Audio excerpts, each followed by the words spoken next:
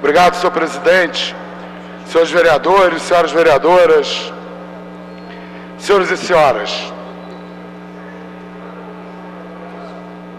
Não é a primeira vez que eu falo isso aqui. O orçamento é a espinha dorsal do Estado. No caso, da nossa prefeitura, do nosso município. Mas o orçamento, ele não é do município exatamente, né? Porque os recursos não caem do céu.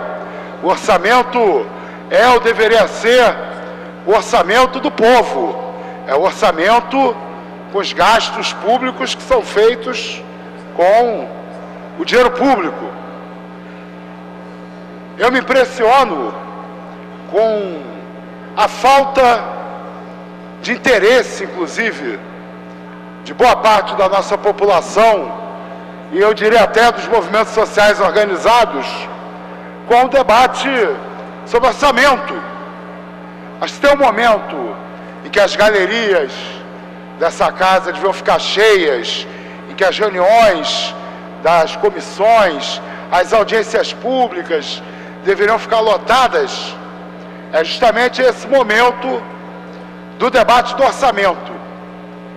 Mas acho que não é à toa o desinteresse, o mecanismo de deliberação acerca do orçamento, ele foi construído de uma maneira que a gente praticamente só chancela o que vem proposto pelo Poder Executivo.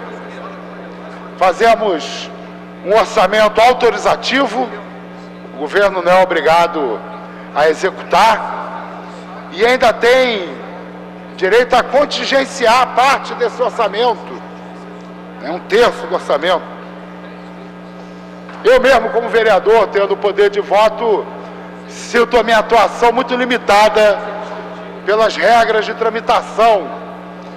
Mas se a comissão de orçamento não aceitar as emendas que eu apresentar, eu vou precisar de 17 vereadores apoiando as minhas emendas para que elas sejam discutidas no plenário. Numa casa que de 51, 39 foram eleitos na base do prefeito, difícil imaginar que as posições da oposição consigam chegar ao plenário, né, a serem votadas no plenário. Uma ou outra emenda, nós vamos conseguir fazer isso. E devia ser muito pelo contrário, né? A gente, em primeiro lugar, eu acho que o debate sobre orçamento ele não devia parar, ele devia ser permanente.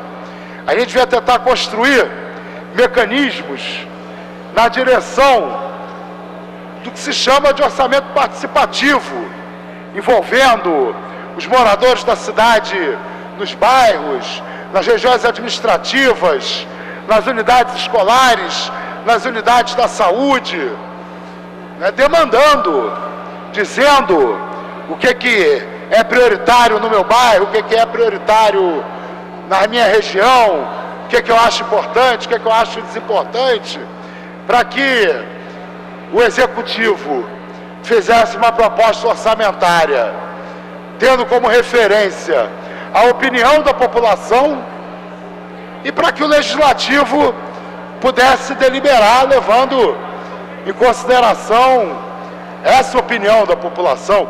O orçamento é espinha dorsal. Se tem algo que a gente tinha que se preocupar, né, com a qualidade do debate, com o envolvimento da população no debate, era justamente na discussão sobre orçamento. Mas a gente nem se ouve, né? Quanto mais se preocupar em envolver a comunidade com os debates.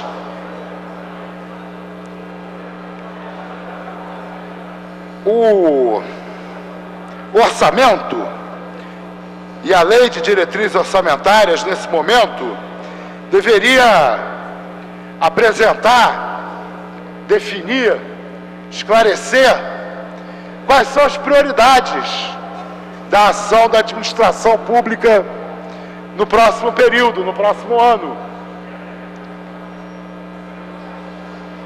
para a gente deliberar sobre prioridades, seria interessante que a gente soubesse quais são as necessidades.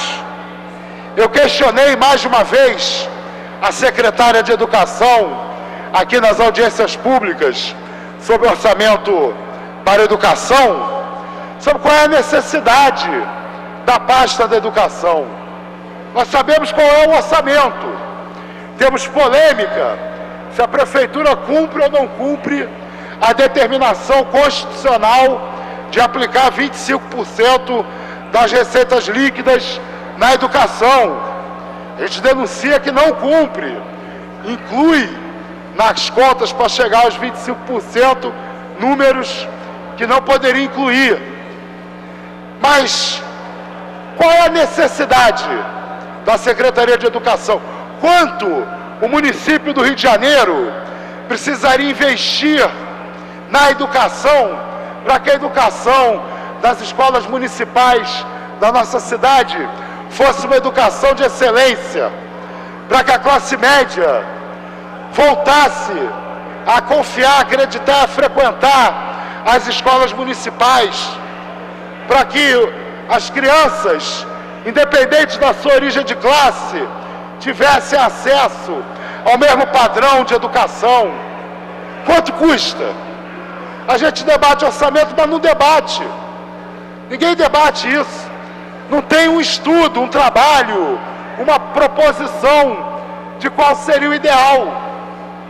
Tem o mínimo que a Constituição estabelece, mas o mínimo é o suficiente. O prefeito Eduardo Paz deve ser, já que ele não cumpre nem o mínimo. A minha assessoria fez um estudo, longe de ser suficiente para responder o questionamento que eu estou fazendo, mas para dar uma ideia para a gente.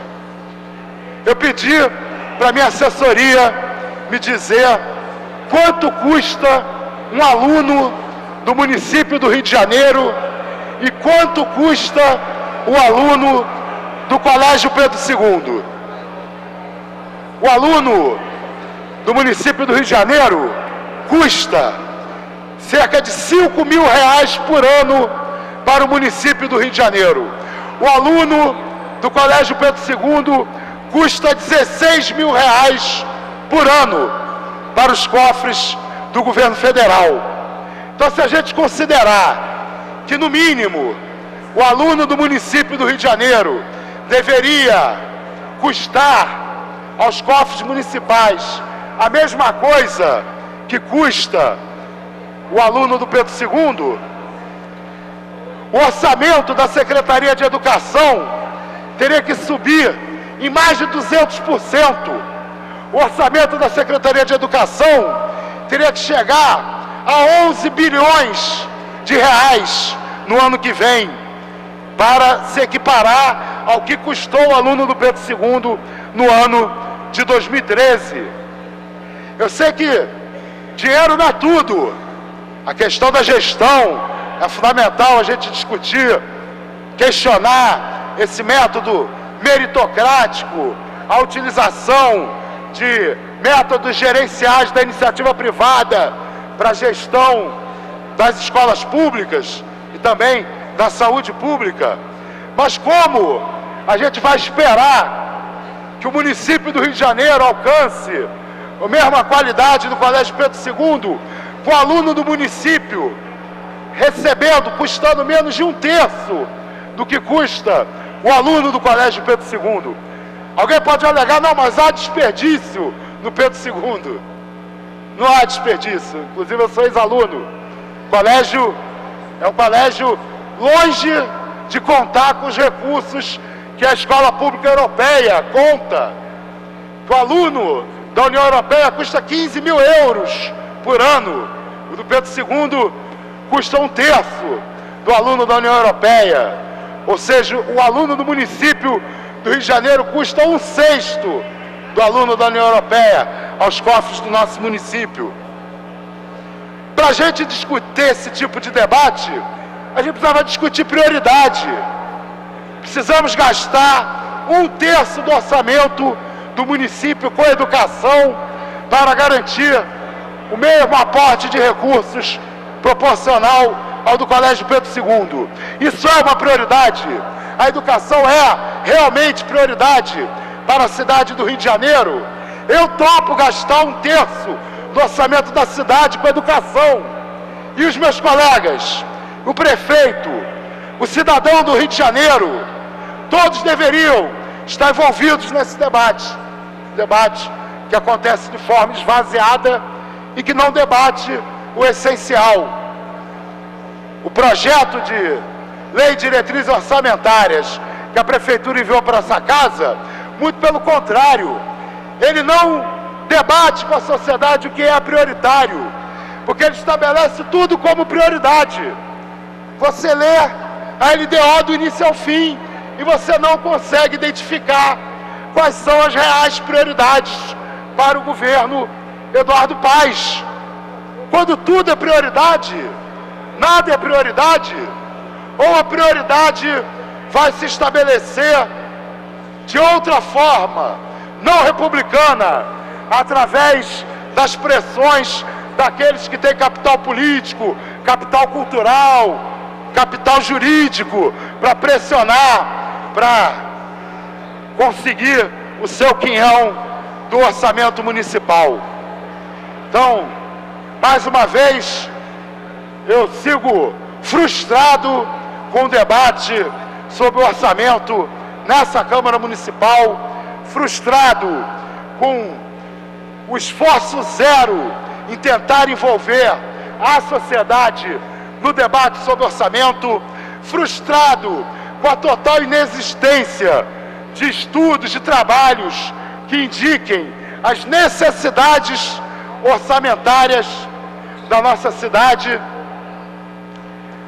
Enfim, meu tempo está se esgotando. Eu, evidentemente, mais uma vez, vou votar contrário à mensagem do prefeito da Lei de Diretrizes Orçamentárias. Não posso nem dizer que eu discordo das prioridades do prefeito, porque ele escondeu as suas prioridades, disfarçou as suas prioridades na Lei de Diretrizes Orçamentárias.